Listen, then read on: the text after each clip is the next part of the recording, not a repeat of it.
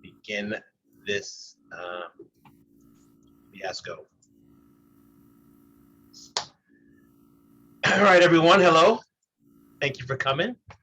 Welcome to our training series. I want to thank Kara Jenkins, our VP of Training, for coordinating these and putting these together. Hopefully, we can provide you all with some useful information. By way of introduction, my name is Larry Mills. I am the current president of Fairfax County Council PTA. Also joined in administration here with Debbie Kilpatrick, our VP of Outreach, who will be helping to monitor the chat and any questions there. And Jenna White also has, our VP of Communications, also has the same capacity as well. I think Robert Rigby's on as well. Robert Rigby is on as well, our VP of Advocacy, and a cast of thousands, as the Bozo Show used to say. Throughout the presentation, if you have any questions, feel free to add them into the chat. If it's pertinent, we can obviously interrupt as well. There will be a Q&A period at the end to go through and answer any questions we may have. And with no further ado, actually, I do have a poll I'd like to launch here. Just kind of get a feel for who we have in the room. So let's go ahead and get that started here. I'm going to launch this. First question is going to be, how long have you been a PTA president? Choices are newly elected, 1 to 2 years, 3 to 4 years, or more than 4. And then the second one will be, have you been an elected officer position other than president before? Let me go ahead and launch that.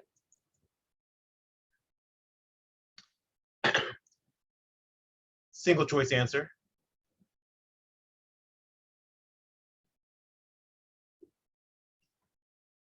You host types can't answer, of course.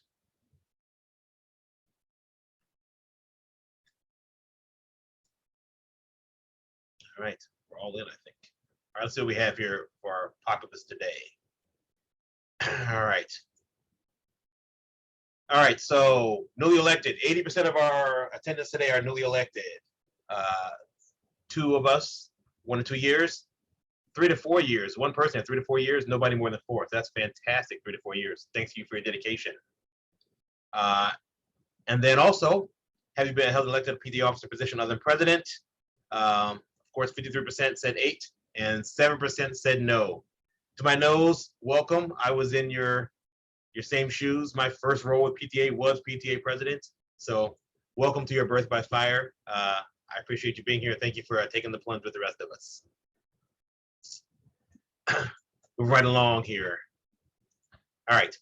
So you're the PTA president. Now what? Let's talk about the mission and purpose of the PTA as a whole.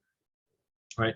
The overall purpose of PTA is to make every child's potential a reality by engaging and empowering families and communities to advocate for children. Right? We do have a lot of purposes. Obviously, we want to promote the welfare of our children and youth, raise standards of home life, and secure adequate laws for the care and protection of children and youth. PTA, as the largest volunteer child advocacy organization in the nation, PTA is the conscience of the country for children and youth issues. Through advocacy, as well as family and community engagement, National PTA has established programs and called for legislation that improves our child's lives. Among those things included things that you may not know the PTA was part of was the creation of kindergarten classes, that was a PTA endeavor, child labor laws, public health service, the hot and healthy lunch programs supported by PTA, juvenile justice system, mandatory immunizations, arts and education, and school safety.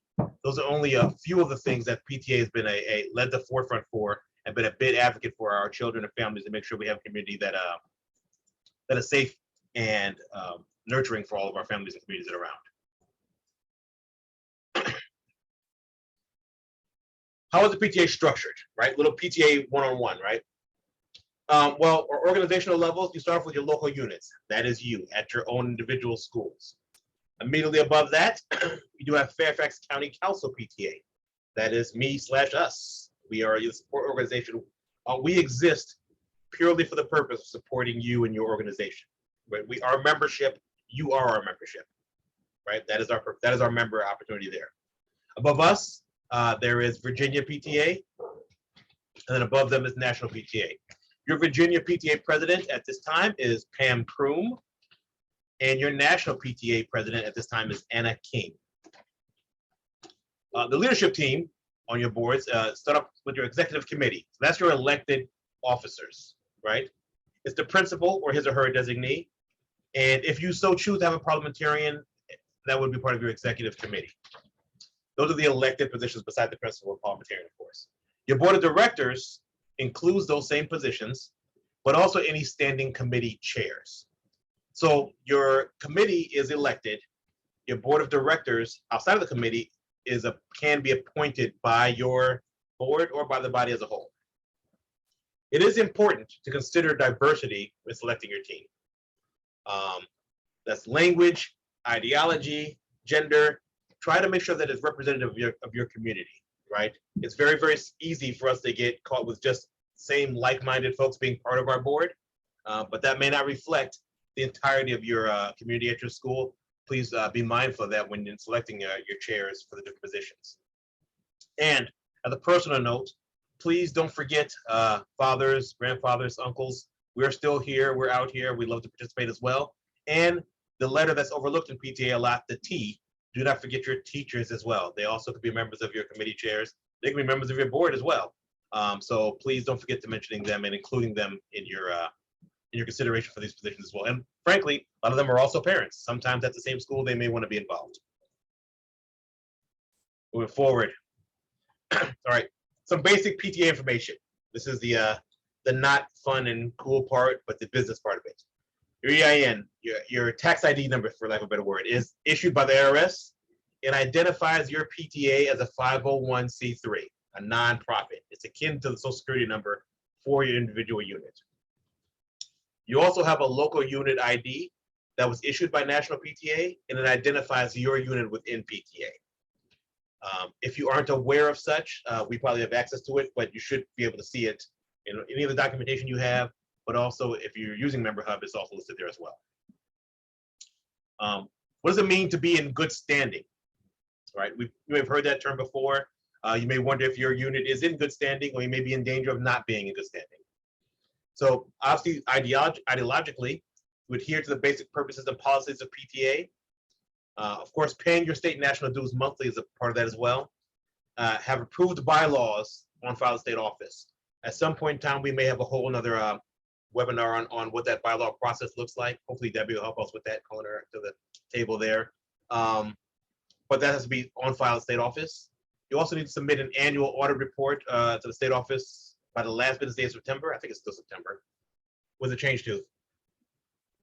August 1st. August 1st. Thank you for that. August 1st. For your previous year's financial reckoning. Submit the appropriate 990 to IRS by applicable due date. And then, of course, in good standing by your council bylaws, if that's applicable to your particular unit.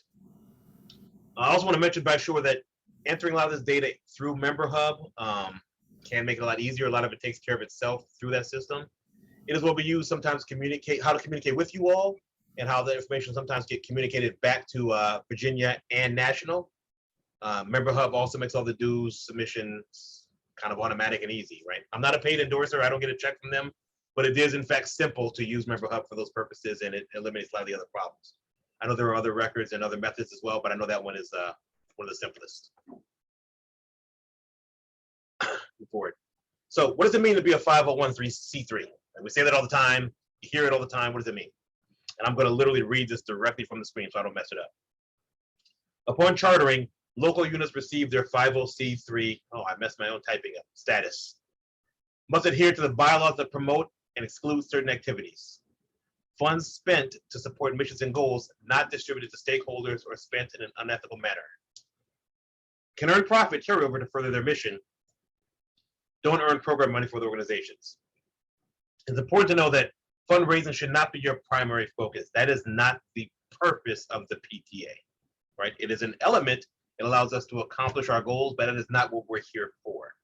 It's very important that you protect your 501c3 status. It is a valuable tool for us to use and allows us to operate in spaces that some other organizations cannot. It ensures that when adhering to those rules, that we are doing our best to be representative and nonpartisan and doing all the right things for our communities accordingly.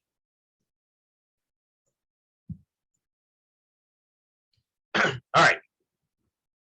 So now that we're the president, we're all presidents, have been presidents. What am I supposed to do? What does that really mean, right?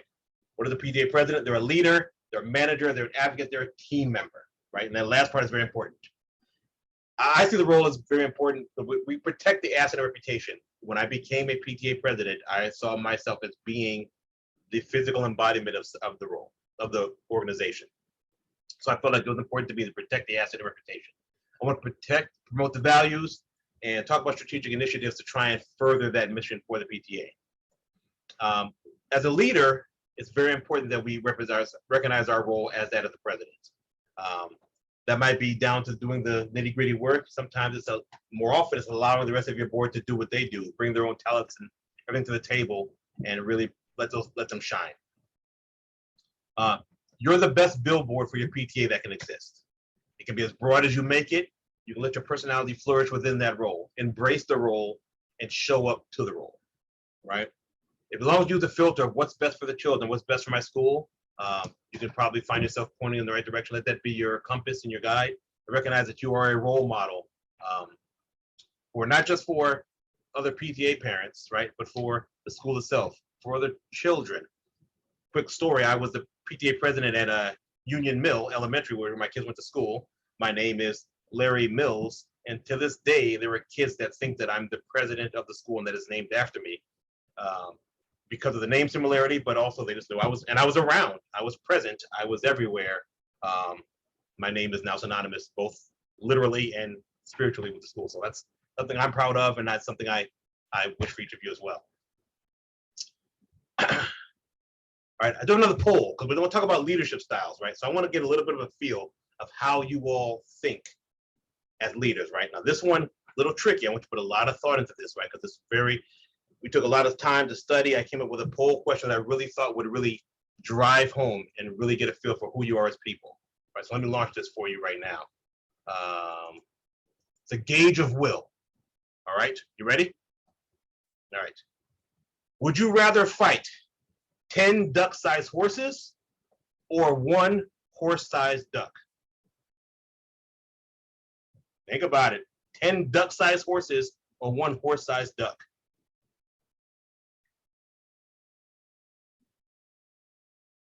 A lot of psychology involved.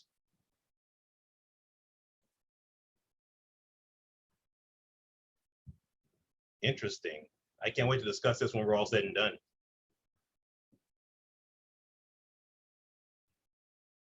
We're almost all in. A couple more stragglers looking up the actual dimensions of a horse and the average duck weight. I can hear you all Googling. All right, let's see what we have. I'll send the poll and we'll share the results. We are almost split even. 57% said 10 duck-sized horses, and 43% said 1 horse-sized duck. I would definitely personally be on 10 duck-sized horses myself. That's all. That doesn't actually mean anything. I thought it'd be fun.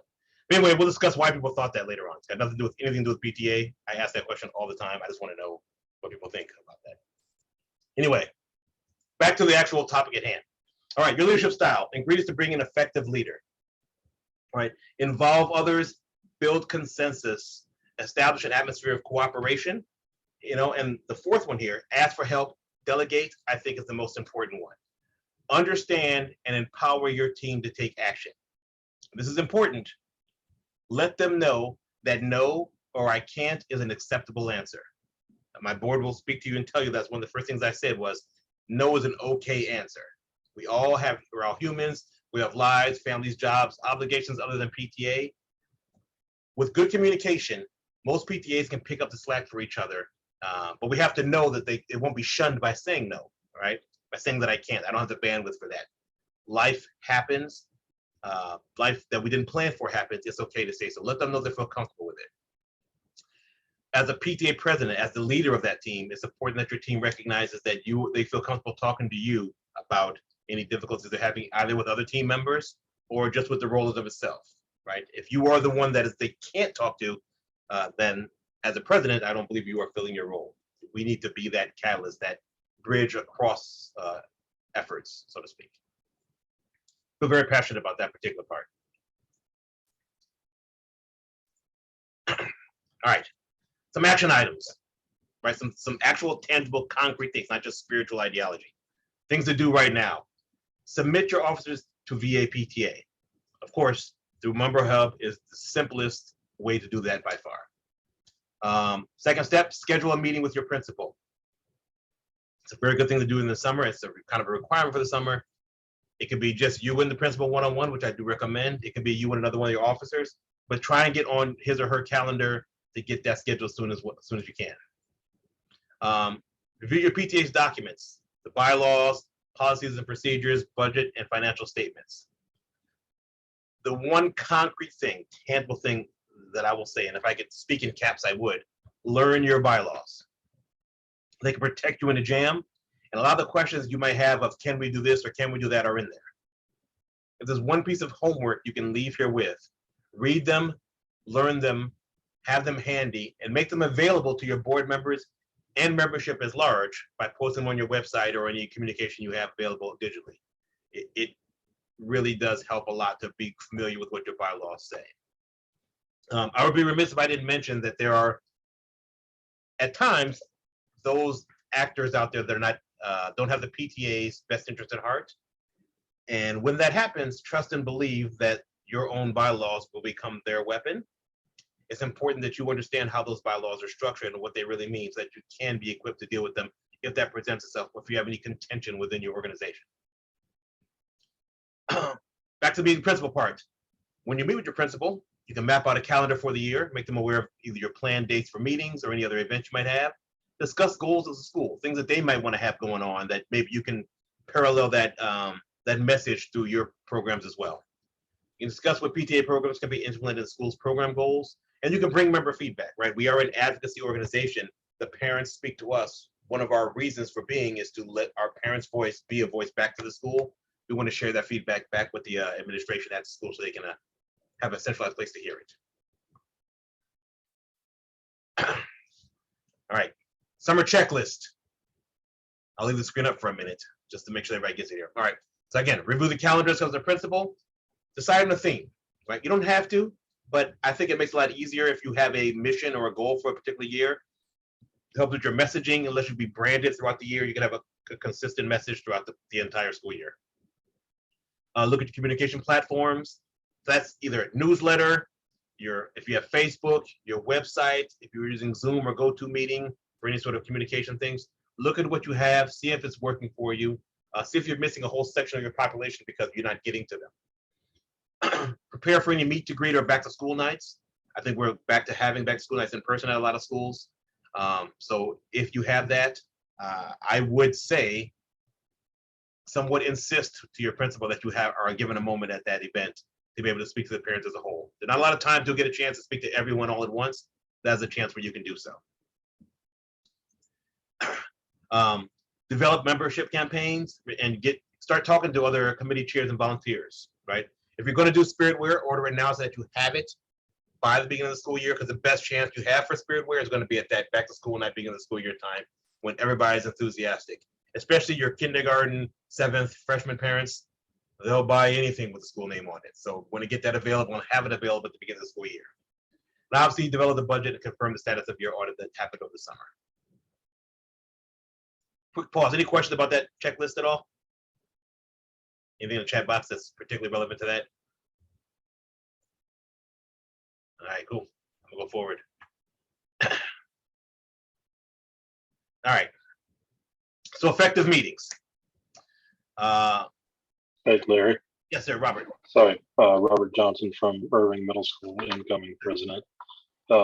Just as a point of clarification, is there a somewhere it says which PTA is responsible for the audit, incoming or outgoing? The well, that's an interesting way to ask that question. I guess I'll just tell you, I'd always assumed it was the outgoing PTA that had to do the audit, but the PTA that I'm coming into says that because their quote unquote legal obligation ended June 30th, that now because the audit hasn't been complete, it's the incoming PTA that's responsible for it. So the outgoing treasurer does not leave until that's complete. That's right? true. Okay. That's true. If there was something remiss, something untowards on that audit, then the outgoing could be held responsible for the mismanagement of funds. Yeah. As far as getting it submitted, I think it would be fair to say that the incoming would be responsible for getting it submitted because the other ones don't have access anymore. So long as there's no mishaps, it should be clean. But it should have been decided who was doing it beforehand, and the outgoing president cannot be on that committee anyway, because they were the ones that possibly did it. Yeah, got it. Thank you. No problem. There we go. My camera dropped with that. All right. Some effective meeting things. So let's talk about some parliamentary procedure. Bylaws require that you follow the Robert's Rules of New Orderly. If you aren't familiar with Robert's Rules of Order, you can get a copy online. You can have one little card that they have available. Buy one. I like to think that most PTA meetings don't devolve into a debate on Robert's Rules, but they do happen at times. Depends on the size of the school, the scope of the school, the nature of the community. But having them available is helpful there. If you as an individual unit run into hiccups in that regard, speak to us. This is one of the reasons that we exist, to help you with some of those administrative functions like that.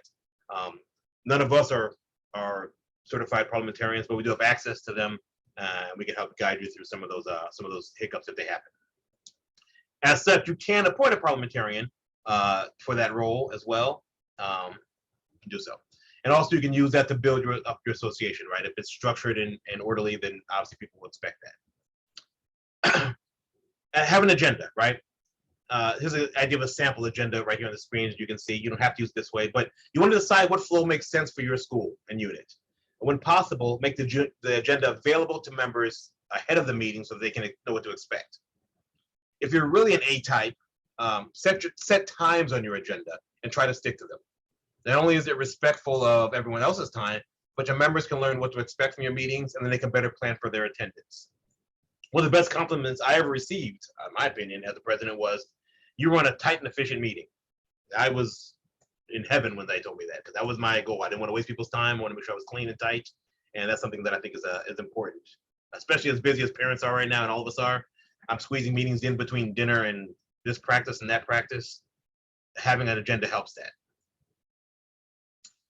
A little bit more on effective meetings, right? Don't meet just for the sake of meeting. Within your bylaws, you do have a minimum requirement of meeting times. You should, of how often you have to meet. Don't meet just because you feel like you have to. It's been 20 days, you feel like you have to meet, and that's a waste of time. Have a purpose and communicate that purpose. Again, provide agendas or prep materials if necessary. And remind your members to review and be prepared, right? If there's somebody that's going to be speaking, we're going to need to let them know that they're going to be doing so. When developing your agenda, ask your board ahead of time if they will need time or if you expect them to provide an update, and let them know about how much time they will have or need. You also consider other formats as well. By the time I left, our meetings we had a little community message or a guest speaker in the beginning. Then we had the principals report, and then we conducted our normal business meeting. That allowed parents to decide what part they found relevant to their experience, and they could come and go based upon what they were looking to get out of the meeting. And you can coordinate those committee reports with the calendar of events, make sure that your customers, that your families know what to expect when the meetings are coming around. On to the PTA principal relationship. That person is a member of your PTA team. She or he sits on your executive committee. It's important that that you have a good relationship as best you can, but I do want to make clear, the principal does not control PTA funds. They can express requests, they can be firm about the requests, but they do not control the PTA funds. But they provide the forum for the PTA to operate, right? So be respectful of that. If you're having meetings in person in the building, it's important that you recognize the space needs that you will have and theirs as well, and that you coordinate those accordingly for scheduling. Those PTA/principal relationships can be adversarial at times, but they don't need to be. At the bare minimum, there should be mutual respect. Most conflicts I've seen result from poor or untimely communication on both sides. You may find out that there's an assistant principal that is more the contact person. Either way, I suggest establishing that relationship early and try and culture it and try and nurture it so that it's a benefit to the unit and both it's mutual beneficial to both sides. Talk about promoting your PTA. I'm sure Jen will talk about this a little bit at the end when we get to the question and answer part, but use the PTA logo on everything, right? Branding is very important. Make sure your members know what we are and what you're doing, right? Share the logo with the entire board to be able to use when they do any sort of promotions. I suggest developing like a one-page or a palm card. So there are parents or families that will ask, what is the PTA? What does the PTA do? Have some sort of single-page slip that you can give. Perhaps it's on the backside of your membership form that you can give to parents at events. If you're in a community where a diverse language speaking community, make sure you have other options available. You maybe have it in a different language, or at least have members of your board that can communicate effectively with the broad base of your families. And of course, make everyone feel welcome, right? So specific actions you can do. Whenever you have an event, give credit to your PTA folks in the program. Like, this is courtesy of the PTA, or just so you know, that pizza night was sponsored by you, your funds, and your donations, and your membership with the PTA. Make sure that you let people know when you do an event, so that they know what they might be losing if they don't support the PTA. Set the example. You know, as a president, make sure your greeting is appropriate. Make sure your signature is correct. Personal correspondence. If you have the capacity, I suggest some sort of @ blah blah blah PTA type email. It just makes it more efficient, more easy to communicate. They don't need Larry@BigDaddy.com. That's not going to help them find me when they're trying to do their thing. But if it's president @ blah blah blah PTA, it's a lot easier for them to email, right? Have a presence at as many events as possible.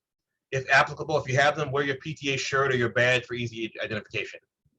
And make sure your teachers know that what the PTA can and does for them as well. They can be your biggest cheerleader with the parents, and they can be a resource to direct parents back to you if they're having issues that they think you can help with.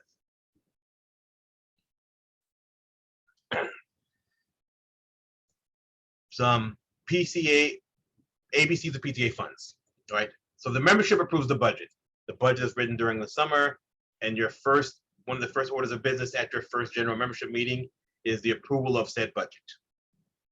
It appropriates the use of PTA funds, and I'm going to be specific on this. I know some PTAs run differently. I think this is the most efficient way, is that you have clear and precise procedures that everyone knows and follows.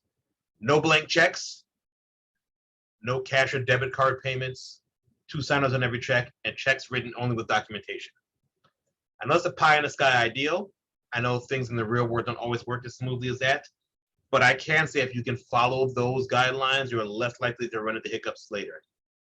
Of course, there are some instances where things are actually done maliciously.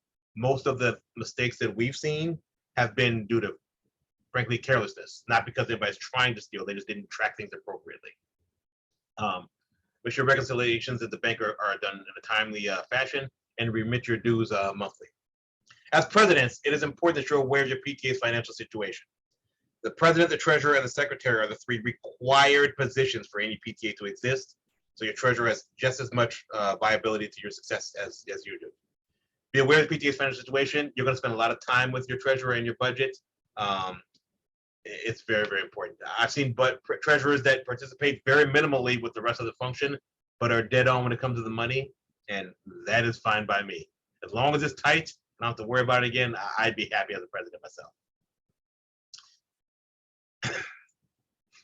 All right, so we do have some resources available to you. Of course, there's VA local unit resources there, your own local unit bylaws. The websites are available there for both us, state and national. There are some e-learning opportunities as well provided by National PTA, just some little tidbits and little materials you can use to help organize your PTA. We also we're on social media as well. We have a Fcc Pta Facebook page, but also there is an Fcc Pta Facebook group. It is called FCPS Pta Help, Question, and Best Practices Group. Maybe Jenny could put that in the chat if I said it really fast. So you guys can find that. I will ask each of you something specific. If you're planning on joining that, or if you have other members that want to join that, we do have some membership questions available on that to join the thing. For whatever reason, nobody wants to answer those questions, and I will tell you summarily, if I don't see the questions answered, I don't approve the membership.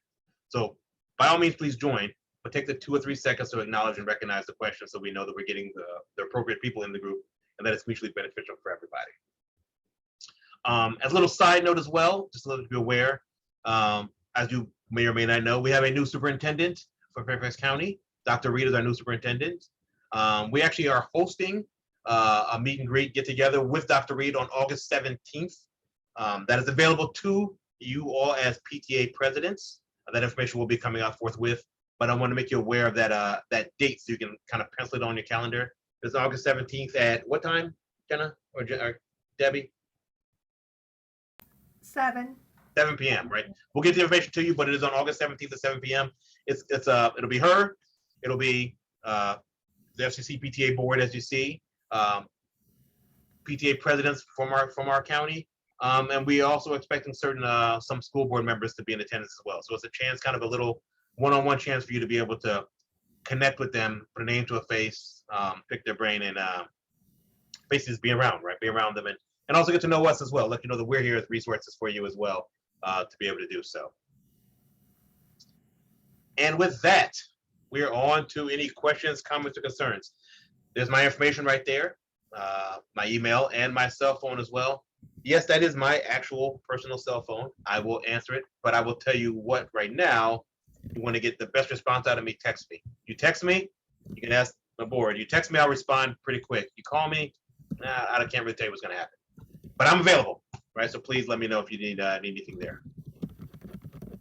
And with that, I'm going to stop the screen share. And you guys can throw your cameras back up if you want so we can see each other's lovely faces since we don't get together ever. And see if we have any questions. Anything pending right away in the chat box, Debbie or Jenna? No? Jenna, anything you wanted to add off the top? We've just been sharing a lot of good links for people to access information, Larry. Thank you. I just said Amanda's hand is up. Mm-hmm. There's the floor, Amanda. Larry, is it okay if I share our meet and greet with Dr. Reed as well, just for information?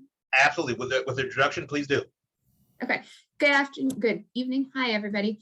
I'm Amanda Campbell. I am the president of Fairfax County Special Education PTA this year. So we are a county-wide PTA that focuses on special education needs across the county.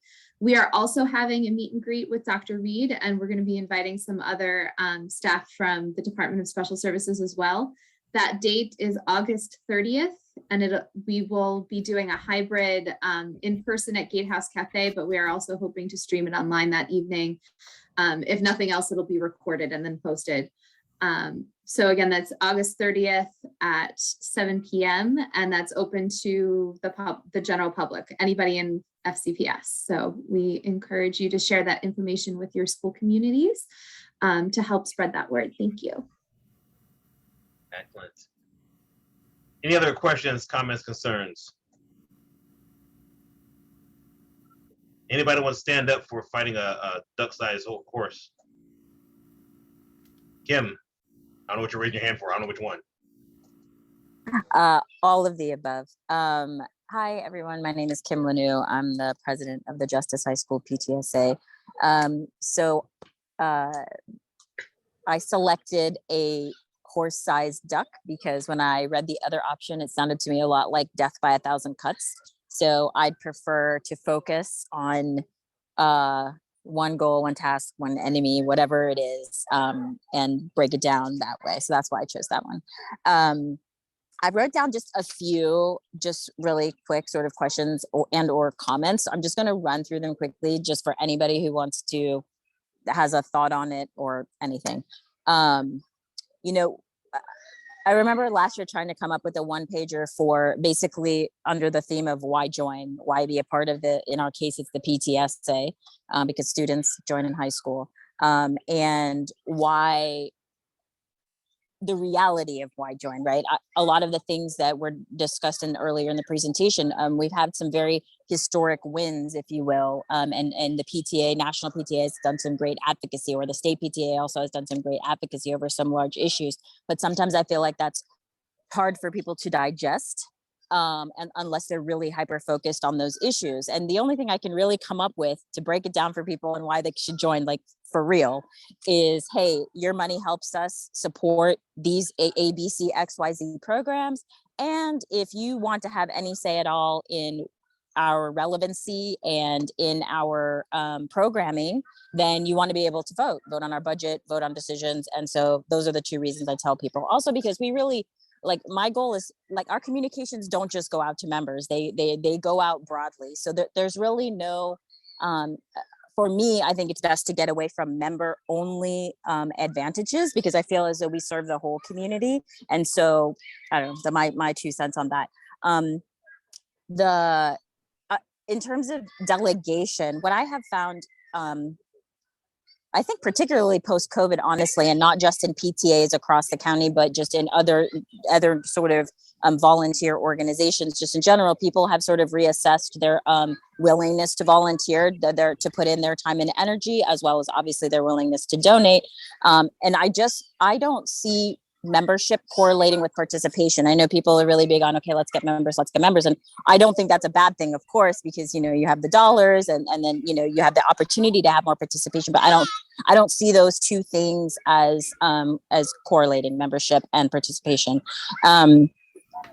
Question, does the Virginia PTA or the National PTA have any discount codes for the Zoom that allows for the multiple rooms for multiple languages, so that we could have translators in different rooms and not have to do, you know, simultaneous translation and make our meeting, you know, like twice as long? Just curious, because it does cost extra money to have those things.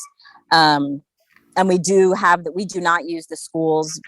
We do not use the school services. I just wanted to say that we use our own, so that we can keep our own recordings, manage it ourselves without having to bother the IT staff of the school or anything like that. I just make that a note. And also on the meetings, I'm curious if people are planning on doing hybrid meetings again this next year or only virtual. I didn't find that people really came in person. That's not to say that we shouldn't try, but I'm just sort of hedging on sort of the effort that takes. So hybrid versus virtual, curious about that.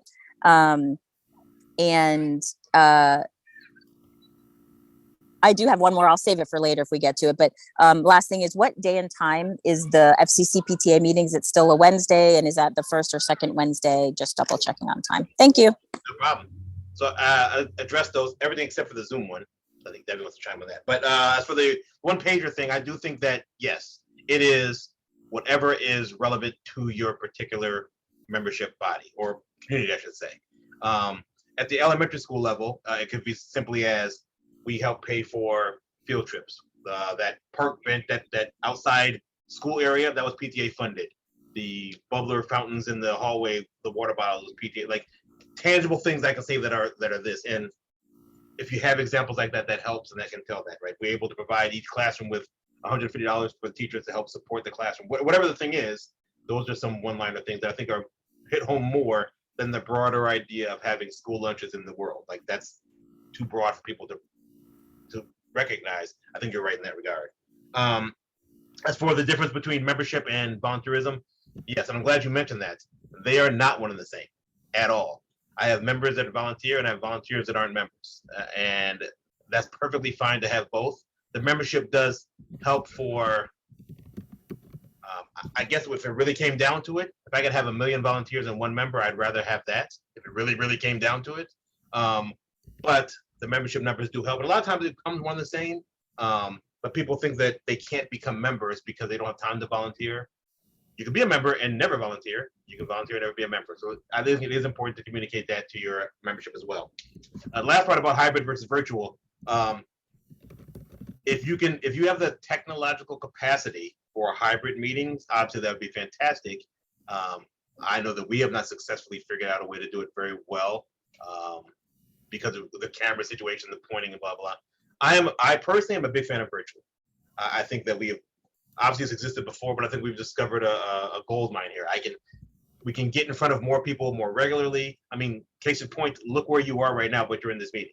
And you can hop off this meeting, get on another one in 5 seconds without having to drive to Springfield, right? That flexibility, that accessibility, I think is that much easier. Now, obviously, everybody doesn't have the same access to broadband or internet or whatever, so that is something to consider in that regard. Maybe a mixture of every third is in person versus being virtual. That might be something you want to consider there as well. Anybody want to speak to that that Zoom code thing? I don't know the answer to that. I think I've asked that before, and I don't know if I even got an answer. I will just say that for Virginia PTA nor National PTA, I don't know of any discount program for virtual platforms. You know, Northern Virginia District PTA, we're no longer in existence, but at one time we were offering Microsoft licenses that you could, you know, do a meet and greet type of thing. But that's a great question. We have a Virginia PTA Board of Directors meeting tomorrow night. I can certainly bring it up. I think that would be a great partnership. And even if we could possibly partner with Microsoft just to give you a free license so that you could use the Google Meets or whatever the platform. Yeah. So, but there are, you know, it's a struggle for PTAs that can't really afford to pay the pro fee for Zoom. So certainly. Can I interrupt here for just a moment? Yes, This is Stacey, Stacey Novak. So if you're not aware, Google offers all nonprofits free workspaces. So last year when I came in as PTSA president, I set up a Google workspace as opposed to having, I'm the president at Lewis High. And so as opposed to having, you know, lewispresident@gmail.com, we now have a full Google workspace. And so that provides administrative, like I have administrative access over all of my emails. I have a, you know, you can define your own at Lewis High School, ptsa.org, whatever you want to do. I have president at VP at treasurer at whatever. So we all have our own individual emails. We all have, you know, shared calendars. We have free Google Meets as much as we want. I believe it was Kim who asked the question about actually having specific breakout rooms. I don't know that that's possible on Google Meet, but that's not something that I've looked into. But one of the critical things is that when you have people shift from one position to another, or one person come in as treasurer and then leave, everything is still there, right? All you do is change it in administrative to now this part, you change the password and now this person has access, and you don't have to, you know, you don't have to migrate files or anything like that. So you can host your own website, all kinds of stuff. I mean, I would so strongly recommend that. And all you need is your EIN number, right? So, so if people haven't taken advantage of that, I definitely would. And I'm going to say this: I actually work for Microsoft. Microsoft, to my knowledge, does not have something like this. So I am absolutely a huge Google advocate for PTSAs and PTAs using this. But to my and it's just easy. You can go in, sign up. As opposed to, you know, forming some sort of a partnership with Microsoft or something. So I would strongly recommend that to everybody. Yes, Stacy, thank you so much. I actually did the exact same at Justice. We do have a Google Workspace, although initially it took a little while for them to respond and get our stuff set up, longer than I would have liked, and I was trying to get things going. So initially I just paid for it, but we did do the same. And I also agree with Stacy. I highly recommend, for all of the reasons that she said. The only thing is that we use Google Meets for our board meetings, but it does, that version at least, does not have the breakout room capability that we're looking for multiple languages. However, if anybody believes I'm mistaken, I would glad to be wrong about this. It did not seem to work for us. And if they did have if anybody had VA PTA or PTA National had like an enterprise package that we could use, I mean, obviously we're just going to have to pay for it if not, but it just would be an interesting, it would be a useful offering if somebody had like an enterprise package we could be a part of. Fair enough. Stacey, was that what you wanted to mention? I think your hand was up before. So no, it actually wasn't. Okay. Go ahead, please. But Yeah, okay. Yeah, Kim, you and I should talk. Gosh, there's so many things that you and I see eye to eye on, and including the horse-sized duck, for much of the reasons that you said. But so my question is, going back to participation and membership. We just don't have the participation at the high school level. It's definitely more difficult than at the younger levels, from my experience. But I'm just wondering if anybody has something that has really worked to drive participation. Whether that is driving membership or driving participation. We always have the same people. I wish that we had a choice, Larry, to your point about having diverse boards, and thankfully we do, but we don't have we have whoever volunteers, Right. And it's like this handful of 8 people, or 10 people that are always at the meetings. So does anybody have something where they've some lesson learned that they could share, where they've really made a difference, where they've moved the needle on getting more participation, especially at a high school level? I appreciate that. So that's the universal dilemma, right? How do we get more people to actually do the thing that we want them to do? They all want it. So I think a couple things that I've had success with. One is I have no problem leveraging the personal ask. Personally, I have no problem with that. Like, people are more willing to do something because I'm helping Larry out, I'm helping Stacy out, I'm helping Kim out, rather than Centerville High School. So that's something I think that one has worked for me. Also, having a teacher champion for certain things, and maybe Robert can speak to this as well, does help in some cases as well. If there's an event that you can get teacher buy-in on, or a singular teacher buy-in on, a lot of times they'll drive the engine on that as well, and they'll have access and familiarity with some parents groups that we may not even be aware of, because they're doing that thing already, or they're already in that space. So that's something you can use as well to help leverage and get your activities. A lot of people also are dubious of any sort of chair title, but people have no problem being on a committee.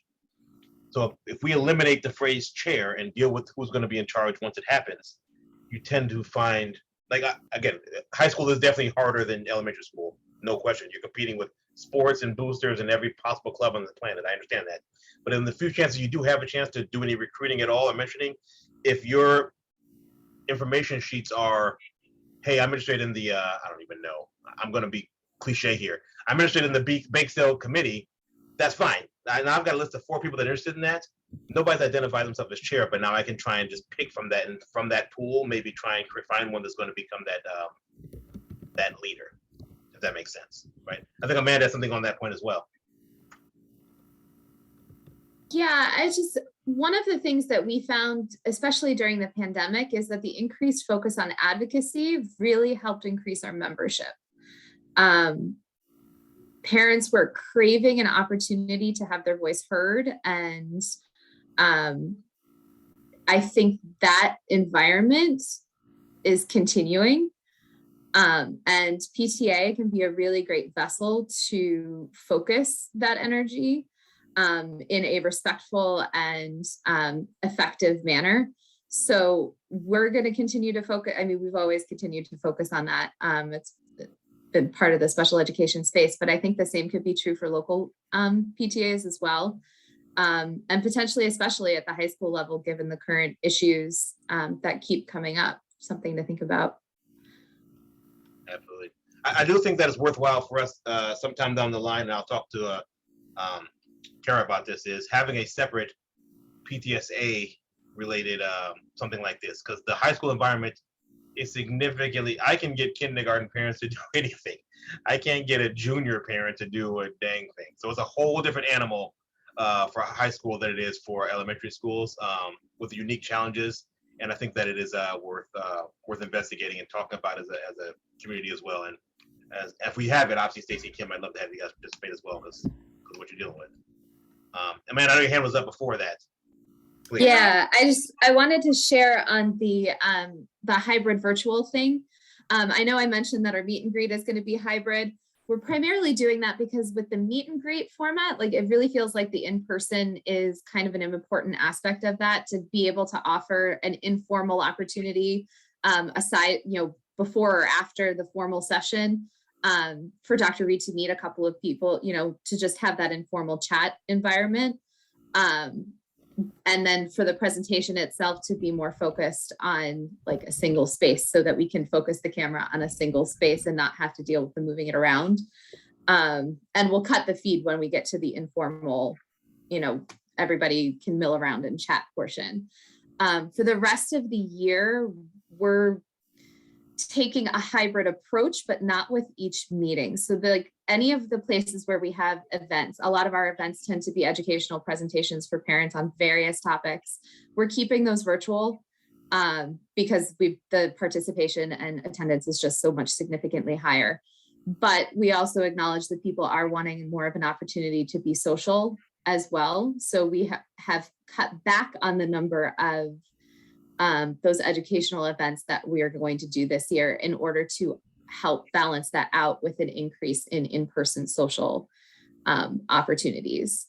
Hopefully, outdoors, COVID friendly, accessible for everybody. So still kind of a hybrid approach, but not like a hybrid meeting, which on the technical speaking is significantly more difficult. And then my other thought on membership and participation that I wanted to point out was just the national PTA standards for family school partnerships are in the process of being basically worked over and redone. They should be releasing a whole new set of, well, not a new set of standards, but a revised set of standards with brand new materials this fall. And that may provide some good information in terms of attracting members as well. Excellent, thank you. So I'm gonna go Kim and then Jenna, and then we're gonna wrap up. So Kim, please.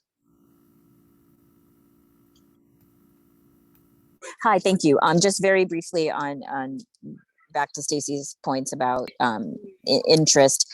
So we did a few different things this year, and although I would not call them objectively successful, I felt that there was enough traction that we're just going to keep going down the path and see what happens. And because I found that people were more interested in one-off interests, right? Nobody wants to do leaderships, nobody wants to do any of that, but one-off interest, whether it's you have a junior and they did a fundraiser and we were helping them do that and we advertised for junior parents and then people stepped up.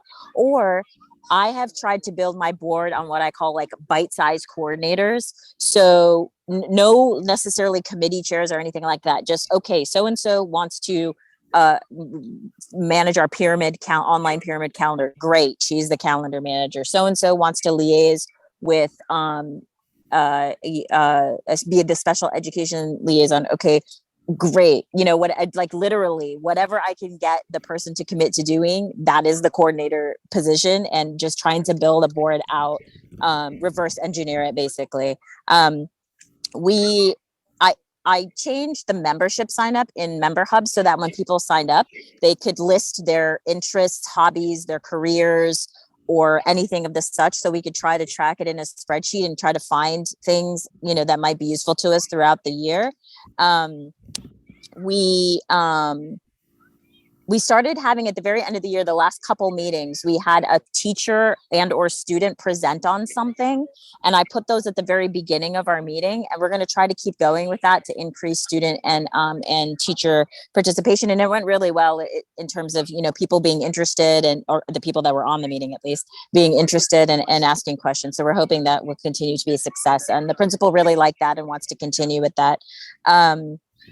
Having speakers, of course, we try to have speakers. And also we're going to try to have less meetings, adjust our bylaws, as was mentioned earlier, to maybe just require quarterly meetings, even if we have more, just to minimize the requirement, because we don't have to have a meeting for everything. And a lot of times we don't have decisions that have to be made or things that have to be voted on. So essentially a meeting is superfluous. So trying to make it have some point. So on the hybrid meeting thing, we did it a couple ways. There were times where I just set up my iPhone and a stand and a mic, and I was like on my laptop, and then I would turn the other one outwards, and then we went live on Facebook and Instagram and all of that to try to have a live meeting, even though you couldn't participate exactly that way. But we tried a few things. So I think what we're going to do now is we're just going to have a couple of hybrid meetings where we're in the community, not necessarily in our school building, a couple local locations for meetings, and the rest will probably be virtual. So we'll see. Thank you. Thank you. I think one thing you mentioned is about that as I mentioned before, the direct ask, right? Like if you have that information from parents that say, hey, they're interested in this thing or that thing. Remember the old adage, like if there's a fire, you don't yell somebody dial 911. You point to somebody specifically and say you dial 911. So if you have a need and you call a parent that said they're interested at all directly, a call from the president directly saying, hey, I need your help with this thing. I called you because I think you're good for this thing, goes a lot farther than saying, hey, I need somebody to help me with the run event.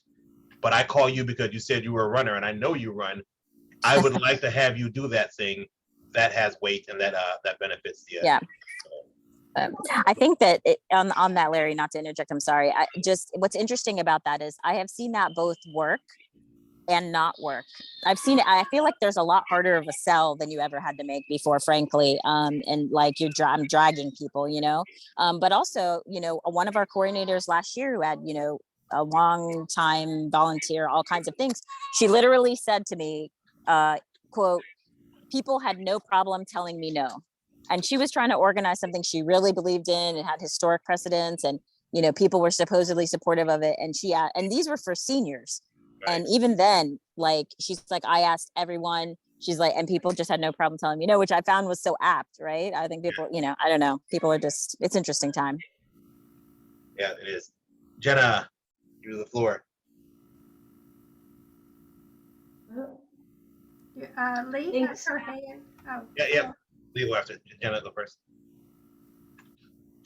Thanks. I'm just going to try to share my screen real quick and go over a couple of things. Again, my name is Jenna White. I'm the VP. I'm coming back as the VP of Communications. So if you haven't been to our website, please take a look. There's a lot on here. There's a ton of stuff that I need to update, but I just wanted to point out a couple things. There's a good conversation right now in the chat about speakers, and one of my long-standing projects is to try to get the Speakers Bureau going. So if you go to this page, you can submit a recommendation. So please do, if you can think back to speakers that you had in the past, or even someone that you've seen, even if it's just a flyer for someone who's a college consultant, on a bulletin board. I'll vet them, I'll take a look, but I'm just looking for ideas to help source things. And then, like I said, if you've already had someone, and then I'm really going to do my best to get this put out. I've been promising it for a long time, but by the time school starts. In the meantime, please post things on the Facebook group, because that helps me find a lot of ideas as well. So that's the Speakers Bureau. A couple other things I wanted to point out under About. The leadership page I've just been updating. So this is a great way to find us. There's a link. Most everybody has another page with training information. So a page for treasurer, a page for advocacy. So a link to their page here, and then their email addresses here. All of the commissions that we serve on, all of the other things that we do in the community. And if you kind of want to understand how FCC PTA is structured, took me a long time to understand it. This is a good place to go to look at some of those things. I put in the chat, our meetings are here. There's a lot of past meetings that I need to get up here to update. We also have our ambassador program here. So each pyramid or each high school has an ambassador. So in addition to Debbie as local unit support, you are really encouraged to go to your ambassador with questions or support, any issues that you have, anything that you need, because we're such a large county and a large council. That way we trying to make sure we have enough people in place to work with all of our local unit PTAs.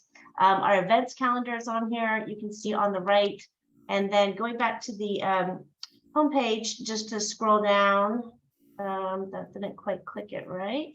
I would love to have more photos of all of our work. You know, when we talk about membership, we want to really convey the value of PTA. So I set up a photo album where people can drop in photos at any time. So I'm going to put this in the chat as well. So anytime you do an event or a meeting or anything, please just pop in some photos there. It's such amazing things that people do, and people really do enjoy looking at them. Two other things I wanted to point out. Larry mentioned logos. So if you don't have your PTA logo, this is the Virginia PTA page. I didn't know this. I was in PTA for like 12 years before I knew that this was available. This should have the logos for all the local units alphabetically. I'll put this in the chat as well. So please, it just helps us again with our branding, so that people understand what we do when they look and see our logo. A lot of people will add, you know, their school name or their bumblebee or their seal or their turtle, but at least if that core part of the logo is the right one, that will help a lot. And then finally, just wanted to touch on our FCC PTA newsletters. And really, we have no way to get those to you if you haven't signed up or uploaded your information in Member Hub. And really, it's very helpful if your whole board is there so that your whole board can get our newsletter, because there is information for your treasurer, for your communications person, for all of your events people, whoever's doing reflections, the spelling bee. We do a lot around mental health, of course, all of our advocacy. So please get that up in Member Hub. If you can't get it up, if you're having issues with Member Hub in the meantime, or just to help grow our list, you can always go to the homepage and click on subscribe, and that would get you on the list. We try to send out our main newsletter on the 5th of the month, and then a second newsletter just focus on advocacy around the 3rd week of the month, so that they're a little bit spread out, but that they are consistent. We'd also love to showcase anything that you're doing in the newsletter. You can send me something. If you have exciting news, if you have an exciting initiative, an advocacy win, we would love to feature that in the newsletter as well. So, oh, sorry, one more thing. Under Run Your PTA, this is really your training section. So past webinars for presidents, for treasurers. And then here on the communications page, there's more information about branding. Here are your colors and your fonts. If you want to know how to make things look like PTA, with the PTA blue and then some of our additional colors, they are on here. If you need to know how to use them, feel free to email me.